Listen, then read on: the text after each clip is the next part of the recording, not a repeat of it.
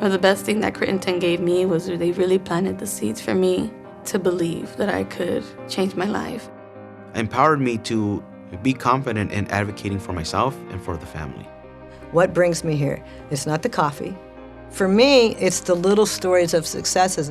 It only takes one of those stories to just get the energy together to try it again. That's the reason why we come back day after day.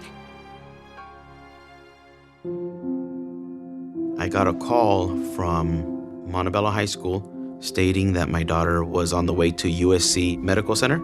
She was in the restroom and she sliced her wrist. When the doctor came up to talk to me, it almost seems like I was the cause of this.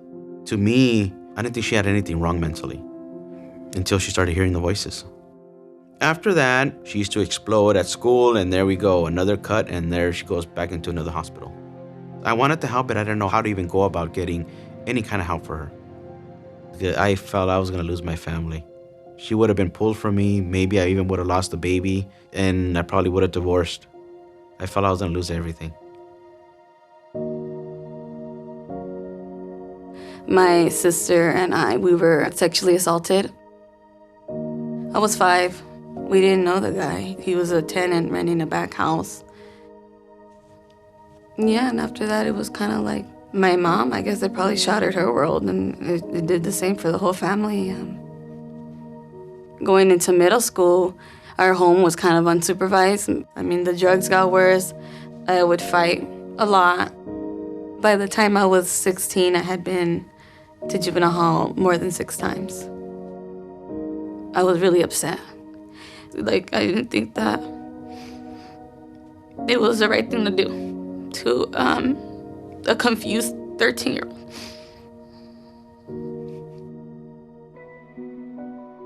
Here at Crittenton, we strive to treat the whole child and not just the label that they come with. Our kids come with multiple problems. Most of them have come from years and years of trauma. You can never change history, but you can change how that trauma affects their future. Wraparound Services really offer an intensive home-based service. The team would meet with both of us, and then my daughter had her therapist, and I had the parent partner. We have this motto stating, doing whatever it takes. If she had a crisis at midnight, somebody would pick up the phone. She actually stopped those self-injurious behaviors. To this day, she claims she doesn't hear the voices now. And within 6 months, the social worker had seen so much progress that they decided to close their case. When I describe what residential treatment is, you have juvenile hall on one hand and you have home on the other hand, and we're the stepping stone between the two. We drove up to the house, and I thought the campus was beautiful, and my initial thought was, I can run away. Running away, to us, it's a symptom of pain. When Lucero ran, we followed her down the street. I just asked her, you're gonna have a choice, but can you give us a chance? The whole time I had felt like no one ever gave me a chance. At that moment in time, she thought, oh, this is not a place where you do time. This is a place where you can actually change. And I felt like they saw me as a person and not a criminal.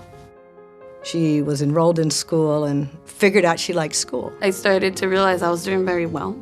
She got an on-campus job, which is often where they start learning, how to budget money and how to show up for work. For many of the children, it is going to be a rocky road and not a straight line towards recovery. A month and a half later, she ended up just falling back to her same routine. The difference this time is that I'm more knowledgeable in what's going on, so now I can read the signs better, and I can talk to her and kind of guide her through what she's going through. Lucero's story is particularly impactful because she was returned to the same environment that caused the triggers. She went back to the drugs, which happens a lot, but she still went to school. Even though I was doing drugs, I always made sure that I went to school. Once she had her daughter, at some point she thought, man, I don't want to do this anymore. And I really just hit the ground running, and now I'm at USC. I'm about to graduate, and then I'll be entering my master's program. Without Crittenton, I would have lost my daughter. And Hector's story is only one story. And now we serve over 2,000 people in multiple programs in multiple counties. If I didn't get back on the van, I probably would have ended up at a high security correctional facility. Thank you to Crittenton Services.